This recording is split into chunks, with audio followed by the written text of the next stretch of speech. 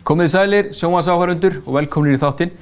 Við þekkjum það öll að vera föst í umferðinni, margir tvisvar og jafnvel oftar á dag og hér á höfuðborgarsvæðinu hafa umferðarteppurnar farið vaxandi á síðustu árum og ekkert lát virðist vera á þeim.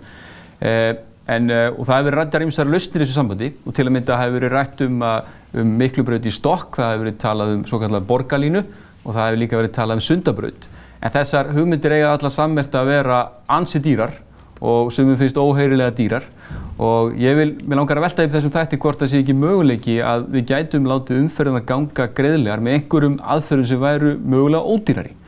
Og hingað til minn í þáttinn hef ég fengið Ólaf K.R. Guðmundsson, umferðarsérfræðing, til að fjalla þessi mál og kannski sjónvarpsáhorfendur sjá að hérna eru kókflöskur á borðinu og það skýrist síðar í þættinum hvað við ætlum að gera með þær. Velkomin í þáttinn, Ólafur. Já, takk fyrir það. Og þú hefur nú fjallað heilmikið þessi mál og mér langar bara að spyrja þig fyrst af öllu eins og ef við kannski horfum á þessar helstu stofnbrautir í Reykjavík eins og við kannski rétt að tala eins og Hringbraut, Miklubraut, Vesturlandsveg sem eina götu það ekki. Hvað gætum við til dæmis gert til að bæta umferðarflæði þar sem við séum ekki stopp eins og þetta í Hlíðum núna? Það nokkur ráð til og eins og nefnir þá náttúrulega þetta þessi endanlega stóra lausn að setja hann í Stokk, einhvað sem alltaf hefur verið gert ráð fyrir og sjálfsagt kemur einhver tímann en ég veit ekki hvenær, en það að gera fullt af litlum lausnum. Eins og stilla umferðarljósin betur, taka gönguljósin út sem að fólk getur truflað grænu bylgjuna með því að taka og setja frekar brýr eða undirgöng í staðinn. Stýra betur flæðinu, það erlendis það gert þannig að menn eru með nema í göttunum og alltaf þegar umferðin fer að teppast og hægjast að þá breyta menn tímanum á ljósunum. Þetta allt tækni sem til og fyrir hendi á Miklubrautinni, hún bara ekki nýtt og gönguljósin sem dæmi að þau voru partur af þessari grænu bylgju sem hefur verið talað á Miklubraut en eftir sem bestu veit þá það ekki í sambandi núna að gönguljósin koma bara inn og rjúfa grænu bylgjuna þegar einhver ýtir á takkan. Þannig að þetta dæmi svona þessa litlu aðgerð sem væri hægt að gera til þess að fá til þess að flæða betur. En það líka, maður kannski velti líka upp að var ekki minnir á einhvern tímann að FIB hafi verið með einhverja tölur það alveg bara hvert klikk á gönguljósin kostar. Jú, þetta var nú einhvern tímann tekið saman og maður bara horfir á það og maður verður vitnaði þegar einhver ýtir á takkan að þá kannski einn eða tveir að labba yfir götuna en það eru 50 og jafnvel 100 bílar sem þurfa að stoppa við það. Já. Sem sýnir náttúrulega óhagræðið við því og hvert stopp þýðir bara gífurleg mengun, óþarfa eldsneytiseyðsla og svo maður tala nú ekki tímasóunina sem að verður við þetta. Ef það göngubrú eða undirgöng þá fara allir sinna að ferða á þess að trufla hinn. Þannig að það náttúrulega endanlega lausning hvað þetta varðar og síðan þetta með Miklubrautina, það mörg ljós á henni, það líka mislæg gatnamót á henni og það enga teppur og mislæg gatnamótunum á henni. Allar teppurnar tengjast ljósunum og það sem að gerast í rauninni þegar ljósin skipta sér að þá stoppar umferðin og kemur gat í götuna. Það bara engin umferð þarna í langan tíma meðan ljósin eru rauð og hinir eru að þvera og það vannýting af mannvirkinu og ég gæti ímyndað mér að Miklubrautin eins og hún núna, þá hún kannski 60% af afkastagetu. Hún gæti afkasta 40% meiri umferðar án nokkra breytinga bara við það eitt ef við gætum stýrt ljósunum betur og svo ég tala nú ekki að fara í þá framkvæmd sem þyrfti að gera það að koma þessi mislagt þannig að Miklubrautin væri í fríu flæði. En þetta líka umferðaröryggismál. Þetta mikið umferðaröryggismál. Og það náttúrulega eru nokkur á hættulegustu gatnamótum landsins einmitt á Miklubrauti það ekki? Já, á Miklubrautin, hún slysamesti vegur landsins. Af vegum vegagerðarinnar í dreifbýli og þéttbýli alvarleg slys og banaslys að þá Miklubrautin í fyrsta sæti. Hún á 6,2% af öllum alvarlegum slysum á landinu. Hvaða gatnamót eru það helst sem eru? Það Grensásvegur, Háalautisbraut, Kringlumýrarbraut. Þetta eru topp 5 slysamestu gatnamótin. Þau akkurat þarna og í þriðja sæti í þessari upptalningu einmitt gatnamótin sem tengjast Miklubraut sem bústaðavegur Reykjanesbraut við Sprengisand. Já. Og eins og við sáum bara í gær þá var þar alvarlegt umferðarslys og það eru þriðju slysamestu gatnamót landsins, þau eru nákvæmlega þar. Og Reykjanesbrautin frá Miklubraut og suður í Kaplakrika annar slysamesti vegur landsins. Þannig að við erum að tala á höfuðborgarsvæðinu eru topp 9 af slysamestu vegum landsins allir hér á höfuðborgarsvæðinu. En þekkirðu samanburði við það eins og var við Skeiðavog við Miklubraut? Voru umferðarslys þar tíð áður en Já, þau voru mjög tíð þar og ég get nefnt önnur gatnamót sem mjög umferðarmikil og aðeins austar sem gatnamót Suðurlandsvegar og Miklubrautar og Vesturlandsvegar, það sem Askja það voru mjög slysamikil gatnamót. Þau voru ljósastýrð, síðan var þeim breytt í mislægt og slysin bara hurfu. Já, þannig að þetta en svo veltir maður líka fyrir sig það sko, hvað kostar svona framkvæmd? Því nú það sem var að velta upp hérna áðan eru svona sípu kvelju þegar maður sér þessa tölu þegar maður tala 70, jafnvel yfir 100 milljarða framkvæmdir. Hvað kostar eins og ein mislæg gatnamót? Ein mislæg gatnamót að kosta þetta svona gegnum snekk getum við sagt frá svona 800–900 milljónum upp í milljarð og kannski ríflega það. Mér minnir að mislæg gatnamótin á Arnarneshæðinni hérna rétt við Smáralindina, hringtorgið hérna sem lýsingunni á leiðinni til Garðabæjar. Þau kostu ef ég maður rétt tæpa milljarð. Já.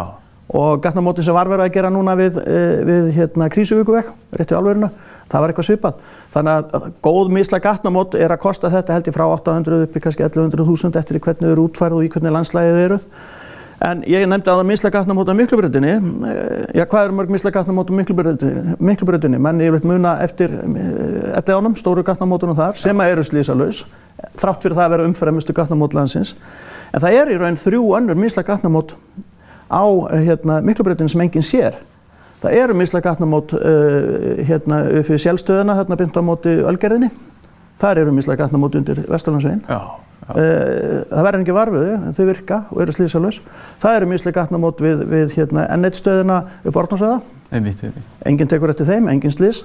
Og það eru mislæg gatnamót við Kringluna. Það sem farið niður hérna undir hjá hamborgarasjoppunni sem þar. Það eru slysalaust gatnamót, engar umferðarteppur og þau eru svo snyrtileg og nett að þú sér þau ekki einu sinni. Þannig að það er hægt að gera mislæg gatnamót án þess að þetta sé einhver risa mannvirki. Einmitt. En þú hefur líka rannsakað þessu sambandi með eldsneytiseyðsluna og það kannski líka því að nú í þessu sambandi hljótum við verða að spyrja ykkur líka um mengun og það eru öll þessi markmið sem eru í gangi og mikið umræðan að draga úr eldsneytisbruna. Hvað í þessu sambandi, ég frétti að þú hefur rannsakað Miklubrautin á Vesturlandsveginn í þessu sambandi. Það er að segja á mismunandi köflum, það er að segja eldsneytiseyðsluna. Já, og það er miklu meira heldur en menn eiginlega gera sér grein fyrir. Bíll í lausagangi, hann eyðir svakalega. Við getum sagt að kjörhraði á bílum svona gegnum sneitt svona kringum 70–80 km hraði. Það er að segja að þegar þú ert komin í efsta gír, nýkomin í efsta gír, þá snýst vélinn minnst og þú eyðir minnstur orku og ert bara viðhalda þeim hraða sem þú ert komin á. Og ég mældi Miklubrautina á sínum tíma 4,8 km annars vegar frá Grensásvegi og upp á Húsasmiðju, þar sem frítt flæði og engin ljós og enga teppur. Og hins var frá Njarðargötu og fram yfir Grensásveg. Og niðurstaðan af því var að þegar maður svona venjulegum degi og maður stoppar á öðrum hverjum ljósum cirka bát, þá bíllinn að eyða í kringum 6,7 lítrum á 100. Hins vegar ef hann í fríu flæði, þá hann í 5,8 lítrum. Það að segja að þegar ég að fara í gegnum ljósin, þá bíllinn að eyða 15% meira heldur en hann gerir þegar hann í fríu flæði. En ef ég í teppum, að þá fer þetta alveg niður í það að ef það er mjög þung umferð á Miklubrautinni frá Grensásvegi og vestur úr, þá bíllinn að eyða 131% meira heldur en að væri að gera ef hann í fríu flæði.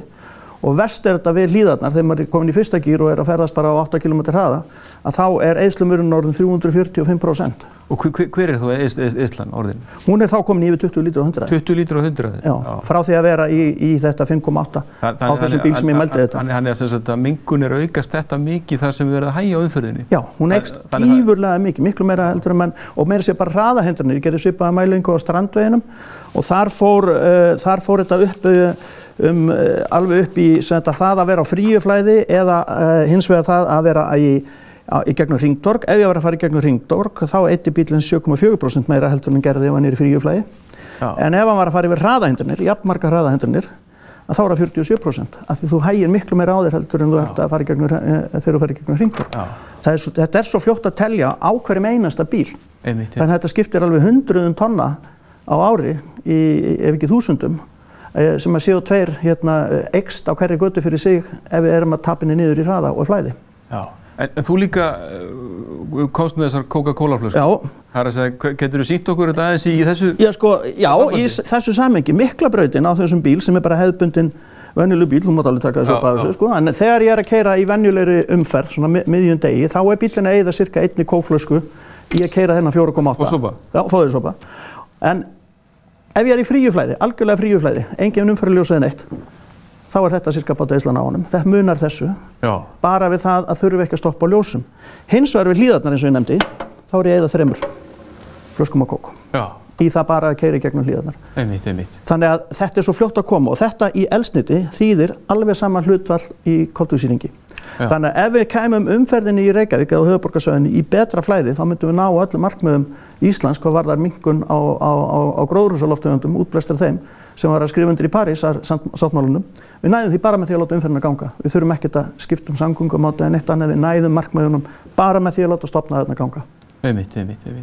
En nú veltir maður líka fyrir sér sko eins og með þessar gönguþveranir það sem eins og Miklubraut og Hringbraut það sem eru gönguljós sem stöðva umferðina svo myndist á áðan að það kannski eins og maður getur kannski séð fyrir sér að það væri hægt að koma við brúm á flestum stöðum en það kannski væri flóknara þarna við eins og við þjóðminjasafnið. Hvernig væri til dæmis að leysa þar? Það er einna mesti flösku. Ég held að mesti staðurinn til þess að gera þetta við Reykjahlíðina en það alveg framkvæmanlegt, þarna Mósvík-Klambrátúnið.